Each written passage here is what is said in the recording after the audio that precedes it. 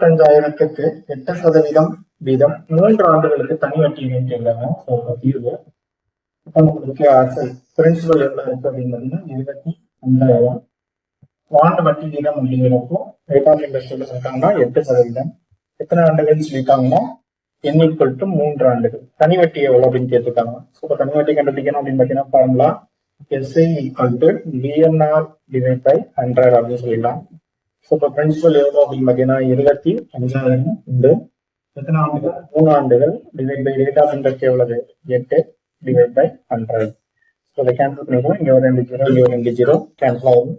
வரக்கூடிய மதிப்பு 250 இன்ட்டு 3/24. இப்போ 250 இன்ட்டு 24 அப்படிங்கிறது நம்மளுக்கு மல்டிப்ளை பண்ணணும். இப்போ மல்டிப்ளை பண்ணோம் அப்படின்னு பார்த்தீங்கன்னா 25 இன்ட்டு 24, 5 20, பேலன்ஸ் 2, 12 8, 8 2 10, 2 10, பேலன்ஸ் 1, 4 4 1 5. இப்போ 600 ஆன்சர் எவ்வளவு? 6000. இப்போ நம்மளுக்கு 3 ஆண்டுகள் தனி வட்டி கிடைக்கும் வட்டி எவ்வளவு?